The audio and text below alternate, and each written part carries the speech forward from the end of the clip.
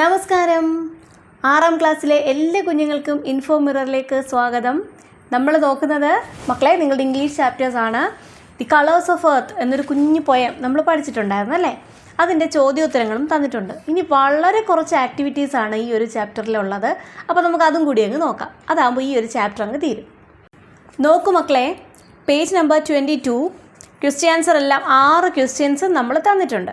ഇനി അത് കഴിഞ്ഞിട്ട് list out the colours mention in the song the colours of earth.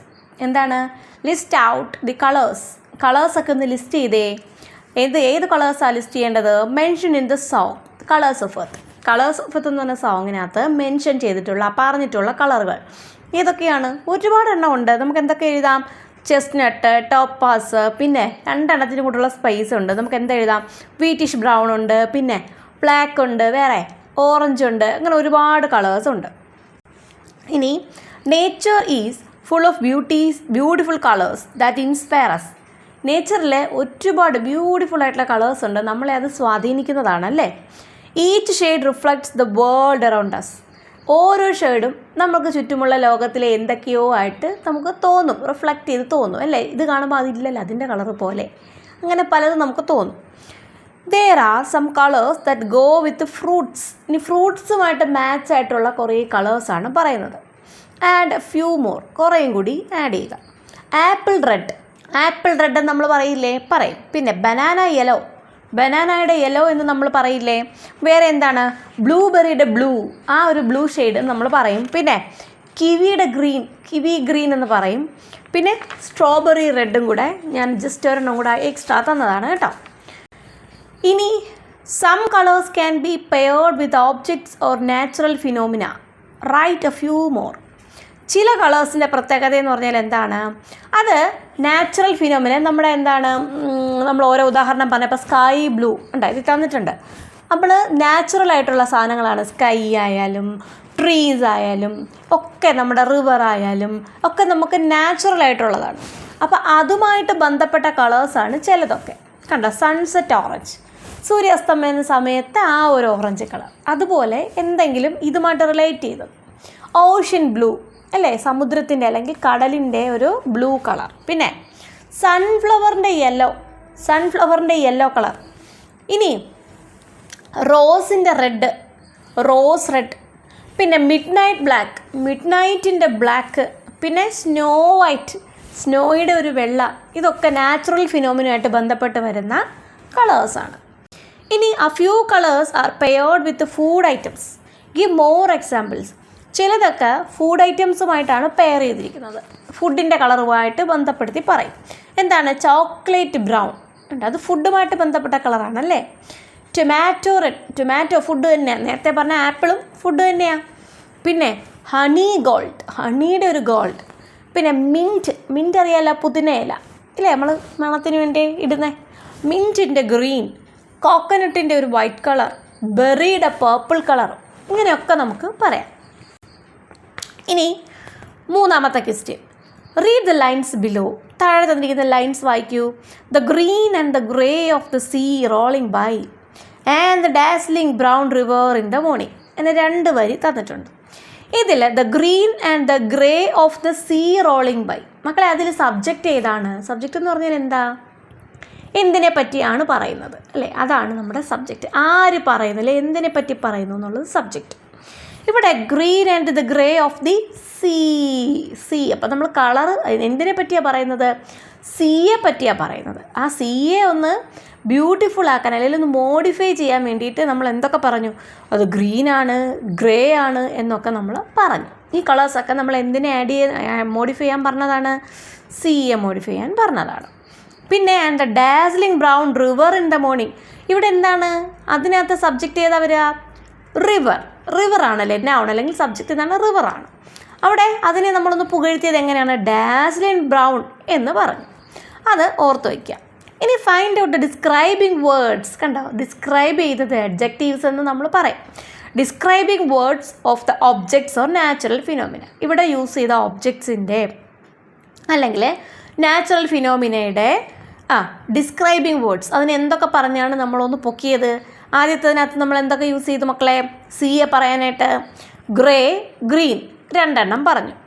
അടുത്തത് റിവറിനെ പറ്റി പറയാനാണെങ്കിലോ ഡാസ്ലിംഗ് ബ്രൗൺ എന്ന് പറഞ്ഞു. അപ്പോൾ ഇത് 2 അവിടെ ഡിസ്ക്രൈബിങ് വേർഡ്സ്, ഇത് 3 ഡിസ്ക്രൈബിങ് വേർഡ്സ്.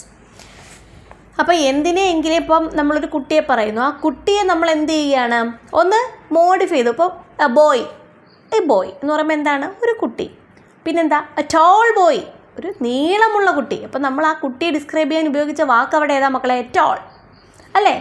സ്മാർട്ട് ബോയ്, ആ കുട്ടിയെ എന്ത് പറഞ്ഞ് ഡിസ്ക്രൈബ് ചെയ്തു, സ്മാർട്ട്. അപ്പോൾ അവിടെ ഏതാ ഡിസ്ക്രൈബിങ് വേർഡ്, സ്മാർട്ടാണ്. അങ്ങനെയാണ് ഇവിടെ കേട്ടോ. അപ്പോൾ നമ്മൾ നോക്കിയെടുക്കണം അതിനകത്ത് ഏതാണ് എന്താണ് ഓബ്ജക്റ്റ് അല്ലെങ്കിൽ സബ്ജക്റ്റ് വരുന്നത് ഏതാണെന്നൊക്കെ നമ്മൾ നോക്കിയെടുക്കണം. ഇനി find similar describing words of the objects or natural phenomena from the song. ഇനി സോങ്ങിനകത്ത് ഇതുപോലെ ഓരോന്നിനെയും നമ്മൾ ഡിസ്ക്രൈബ് ചെയ്തിട്ടുള്ള ഒരുപാടെണ്ണം ഉണ്ട്. ഈ പാഠത്തിനകത്ത് ഒരുപാടെണ്ണത്തിനെ കളേഴ്സും ഒക്കെ പറഞ്ഞ് നമ്മൾ ഡിസ്ക്രൈബ് ചെയ്തിട്ടുണ്ട്. അതെന്തൊക്കെയാണ്, കുറച്ചെണ്ണം എഴുതിയാൽ മതി. ഇപ്പോൾ എഗ് പ്ലാന്റിനെ the purple of eggplant എന്ന് പറഞ്ഞു. പിന്നെ നമ്മൾ പീച്ചിനെ എന്ത് പറഞ്ഞു, ദി ഓറഞ്ച് ഓഫ് പീച്ച് എന്ന് പറഞ്ഞു. ഇനി സ്റ്റോൺസിനെ നമ്മൾ എന്ത് പറഞ്ഞു, the green and black of the stones എന്ന് പറഞ്ഞു. അതുപോലെ ഒരുപാടെണ്ണമുണ്ട്. അപ്പോൾ നമുക്ക് നോക്കി എഴുതാം. അപ്പോൾ ഞാൻ എന്തായാലും 3 നിങ്ങൾക്ക് തന്നിട്ടുണ്ട്. ഇനി write sentences of your own using the words you have found out. നിങ്ങൾ കണ്ടുപിടിച്ച വാക്കുകളിൽ കൊണ്ട് നിർമ്മിക്കാൻ പറ്റുന്ന സെൻറ്റൻസുകൾ ഉണ്ടാക്കുക. എക്സാമ്പിൾ നോക്കൂ മക്കളെ. I was walking by a sun kissed building എന്ന് പറഞ്ഞാൽ എന്താണ്, സൂര്യപ്രകാശം വന്ന് ഉമ്മ വയ്ക്കുന്ന ബിൽഡിംഗ് എന്നുള്ള അർത്ഥമാണോ, അതോ സണ്ണിനെ തട്ടുന്ന ബിൽഡിംഗ് എന്ന് വെച്ചാൽ ഉയരം കൂടിയ ബിൽഡിംഗ് എന്നാണോ? ഇതിൽ ഏത് വേണമെങ്കിലും നമുക്ക് എടുക്കാം. സൺ കിസ്ഡ് ബിൽഡിംഗ് എന്ന് പറയാം, അല്ലെങ്കിൽ സ്കൈ കിസ്ഡ് ബിൽഡിംഗ് എന്നൊക്കെ പറയുമ്പോൾ പൊക്കമുള്ള ബിൽഡിംഗ് എന്നുള്ള അർത്ഥമുണ്ട്. സൺ കിസ് ചെയ്യുന്നു എന്ന് പറയുമ്പോൾ സൂര്യപ്രകാശം വന്ന് ഉമ്മ വയ്ക്കുന്നു, നേരിട്ട് ഉമ്മ വയ്ക്കുന്നു എന്നുള്ള അർത്ഥമുണ്ട്. അപ്പോഴതും ഹൈറ്റുള്ള ബിൽഡിംഗ് എന്നുള്ള അർത്ഥമാണ് കേട്ടോ. ഇനി the green of their uniform was dazzling. അവരുടെ യൂണിഫോമിൻ്റെ ഗ്രീൻ കളർ വളരെ ഡാസ്ലിംഗ് ആയിട്ടുള്ളതായിരുന്നു. ഇതൊക്കെ ഡാസ്ലിംഗ് ഈ വാക്കൊക്കെ നമ്മൾ ഉണ്ടാക്കിയതാണ് അല്ലേ. ഇനി നമുക്ക് അതുമായിട്ട് ബന്ധപ്പെട്ട് വേറെ സെൻറ്റൻസുകൾ എഴുതാമല്ലോ. We sat by the dazzling brown river. Dazzling brown ആയിട്ടുള്ള റിവറിൻ്റെ അടുത്ത് നമ്മൾ ഇരുന്നു. വാച്ചിങ് ദ വാട്ടർ ഫ്ലോ കണ്ടുകൊണ്ടിരുന്നു. He cooked a delicious curry with fresh purple eggplant. Fresh ആയിട്ടുള്ള പർപ്പിൾ എഗ് പ്ലാന്റ് കൊണ്ട് അവൻ എന്ത് ചെയ്തു, കറി ഉണ്ടാക്കി. ഡെലീഷ്യസ് രുചികരമായ കറി ഉണ്ടാക്കി. The green and grey sea stretch endlessly before us. ഗ്രീനും ഗ്രേയുമായിട്ടുള്ള സീ നമ്മുടെ മുന്നിൽ ഇങ്ങനെ പരന്നിങ്ങനെ അവസാനമില്ലാത്ത രീതിയിൽ ഇങ്ങനെ കിടന്നു. ഇതൊക്കെ നമ്മൾ ഉണ്ടാക്കിയ സെൻറ്റൻസുകളാണ്. ഇനി which colour do you like the most? നിങ്ങൾക്ക് ഏറ്റവും ഇഷ്ടപ്പെട്ടത് ഏത് കളറാണ്? നിങ്ങൾക്ക് ഇഷ്ടമുള്ള കളർ പറയൂ. ഇവിടെ ഞാൻ എന്തായാലും സഫയർ ബ്ലൂ പറയുന്നു. I like sapphire blue the most. It reminds me the beauty of the sea. എനിക്കതാ ഏറ്റവും ഇഷ്ടം. അത് കാണുമ്പോൾ എന്നെ എന്ത് ഓർമ്മിപ്പിക്കുന്നു? കടലിൻ്റെ സൗന്ദര്യമാണ് എന്നെ ഓർമ്മിപ്പിക്കുന്നത്. അതുകൊണ്ട് എനിക്കതാണ് ഇഷ്ടം എന്ന് ഞാൻ അങ്ങ് എഴുതി. മക്കളെ നിങ്ങൾക്ക് ഇഷ്ടമുള്ള നിങ്ങൾക്ക് എഴുതാം. ഇനി write the names of as many colors as possible you can think of. നിങ്ങൾക്ക് ചിന്തിക്കാൻ പറ്റുന്ന അത്രയും കളേഴ്സിനെ പറ്റി നിങ്ങൾക്ക് എഴുതാം. ഇഷ്ടംപോലെ കളേഴ്സ് ഉണ്ട്. ഇതിൽ നിങ്ങൾക്ക് ഏത് കളറൊക്കെ വേണം അതൊക്കെ നിങ്ങളിവിടെ എഴുതുക. മക്കളെ കളേഴ്സ് എന്ന് പറയുമ്പോൾ ബേസിക് കളേഴ്സ് ഉണ്ട്, അതിൽ തന്നെ മാറ്റങ്ങളുണ്ട്. ബേസിക് കളേഴ്സ് എന്ന് വെച്ചാൽ അടിസ്ഥാനപ്പെട്ട കളേഴ്സ്. അത് ഏതൊക്കെയാണ്? Red, blue, yellow, green, orange, purple, black, white, brown, grey, pink. ഇതൊക്കെ ബേസിക് കളേഴ്സാണ്. ഇനി അതിൻ്റെ തന്നെ പല ഷെയ്ഡ്സ് ഉണ്ട്. ഇപ്പോൾ റെഡിൽ തന്നെ നമുക്ക് ബർഗണ്ടി റെഡ് എന്ന് പറഞ്ഞ റെഡ് വരും, ഈ പറഞ്ഞ സ്ട്രോബെറി റെഡ് വരും, മറൂണ് വരും, പിന്നെ റോസ് വരും, റൂബി വരും, അങ്ങനെ പലതരത്തിലുള്ള കളറുകൾ വരും. അപ്പോൾ നമുക്ക് പിന്നെ ഇപ്പം ബ്ലൂ ആണെങ്കിൽ പോലും അതിനകത്ത് നേവി ബ്ലൂ വരും, സ്കൈ ബ്ലൂ വരും, പിന്നെ എന്താണ് കൊബാൾട്ട് ബ്ലൂ വരും, അങ്ങനെ പല ബ്ലൂ വരും. ഇനി ഗ്രീനിൻ്റെ ആണെങ്കിലോ ലൈമുണ്ട്, ഒലിവുണ്ട്, എമറാൾഡ് ഉണ്ട്, പിന്നെ മിൻറ്റ് ഗ്രീൻ ഉണ്ട്, അങ്ങനെ പല കളറുകൾ വരും.